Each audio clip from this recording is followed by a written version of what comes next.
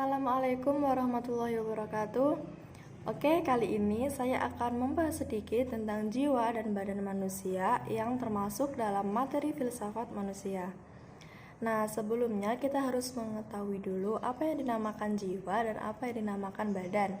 Nah, jiwa merupakan kehidupan bagi badan, sedangkan badan adalah elemen konstitutif mendasar bagi jiwa dengan merealisasikan fungsinya hanya melalui aktivitas otot. Nah, dalam jiwa dan badan ini terdapat dua aliran yang berbeda pendapat mengenai pemahamannya terhadap jiwa dan badan, yaitu ada aliran monoisme dan aliran dualisme. Nah, apa sih aliran ini? Nah, aliran monoisme ini adalah aliran yang menolak bahwa jiwa dan badan adalah satu kesatuan yang tidak bisa dipisahkan. Sedangkan aliran dualisme adalah aliran yang mengakui bahwa jiwa dan badan adalah dua substansi yang terpisah. Dalam aliran dualisme memiliki 4 cabang, yaitu ada interaksionisme, ada paralelisme, okasionalisme, dan epifenomenalisme.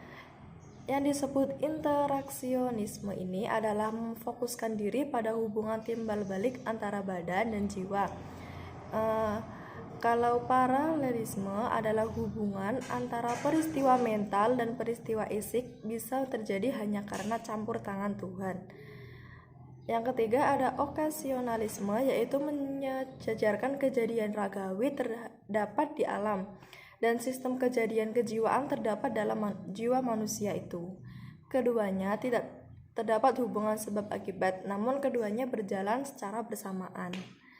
Nah, yang terakhir ada epifenomenalisme, yaitu hubungan badan dan jiwa dari fungsi syaraf.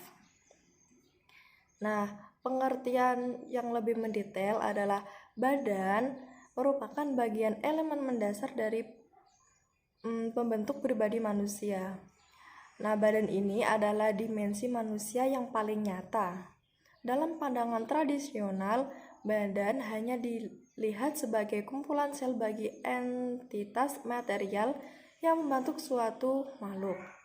Dalam pandangan ini, seluruh mekanisme gerakan badan bersifat mekanistik. Nah, sedangkan jiwa merupakan bagian yang tak terpisahkan dari perwujudan jadi diri manusia. Jiwa menyadarkan manusia akan siapa dirinya, menentukan perbuatan dan menyadarkan apa artinya kehadiran di dunia ini. Jiwa menurut pandangan James B. Felt 1975, kemampuan yang dimiliki jiwa terdapat 4 teori. Yang pertama ada kemampuan menghasilkan kualitas-kualitas penginderaan. Yang kedua ada kemampuan menghasilkan makna yang berasal dari penginderaan khusus.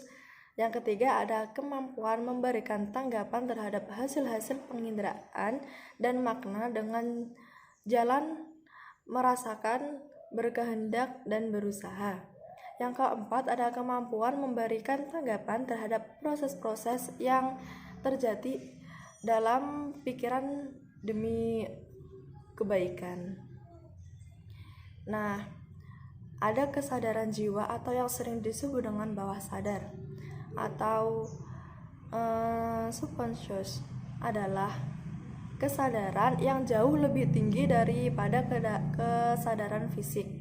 Tingkat kesadaran ini disebut juga dengan bawah sadar karena biasanya bekerja di bawah atau di luar kesadaran kita sehari-hari. Informasi bagi kesadaran jiwa pun disimpan secara otomatis di bawah kesadaran kita, dan penyimpanan informasi pada tingkat bawah sadar jauh lebih bagus daripada ketika kita sadar. Sekian, kurang lebih mohon maaf. Kalau ada salah kata mohon maaf. Wassalamualaikum warahmatullahi wabarakatuh.